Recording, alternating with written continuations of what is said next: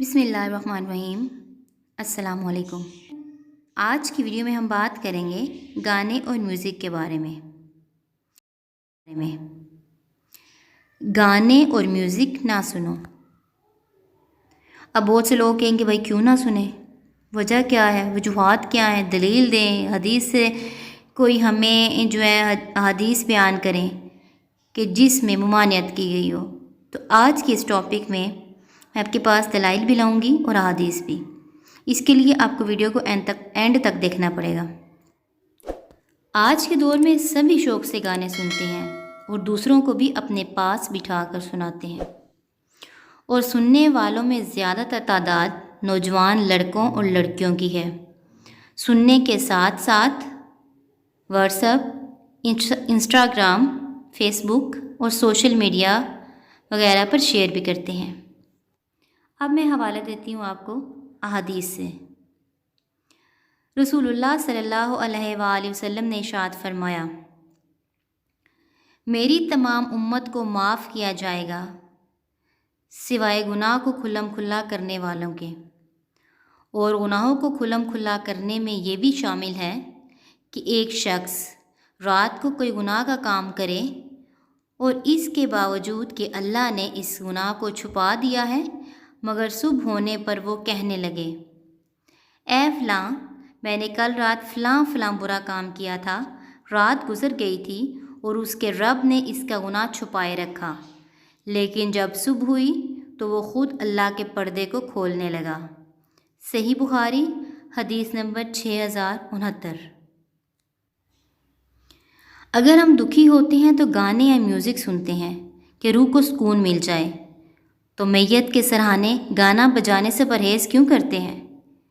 ایک وہی تو وقت ہوتا ہے جب روح کو سب سے زیادہ سکون کی ضرورت ہوتی ہے۔ میوزک روح کی سزا ہے، دنیا میں بھی آخرت میں بھی۔ کیا آپ چاہتے ہیں کہ آپ مر جائیں اور آپ کا گناہ زندہ رہے؟ نہیں نا، ہم میں سے کوئی بھی ایسا نہیں چاہے گا۔ سوال یہ پیدا ہوتا ہے کہ گناہ زندہ کیسے رہ سکتا ہے؟ فرض کریں میں ایک گانا سن رہا ہوں اور اس کو میں نے آگے کسی کو بھیج دیا، اور اس شخص نے بھی اس کو سنا اور آگے بھیجا۔ اس طرح یہ چین چلتی رہے گی اور اس کے ہر سننے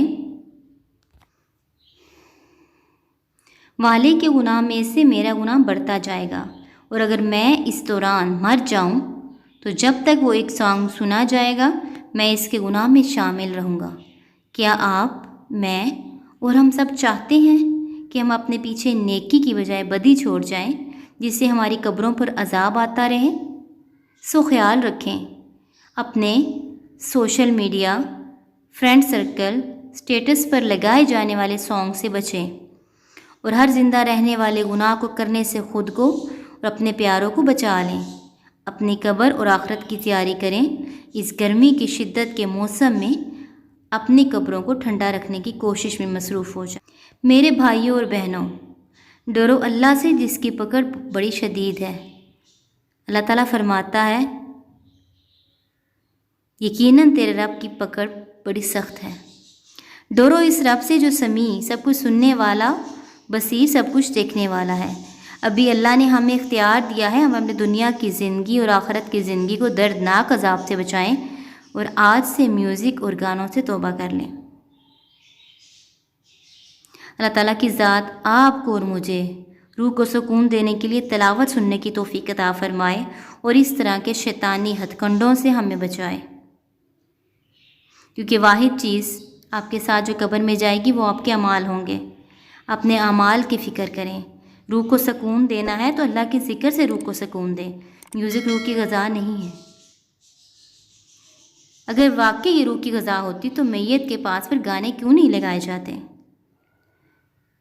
اس ویڈیو کو دوسروں کے ساتھ ضرور شیئر کیجیے گا۔ اللہ تعالیٰ کی ذات آپ کو اور مجھے جو میں نے کہا اور جو آپ نے سنا اس پر عمل کرنے کی توفیق عطا فرمائے۔ اس طرح کی اور بہت سی انفارمیٹیو ویڈیو کو حاصل کرنے کے لیے چینل کو سبسکرائب کرنا مت بھولیے گا۔ دعاؤں میں یاد رکھیے گا۔ اللہ حافظ۔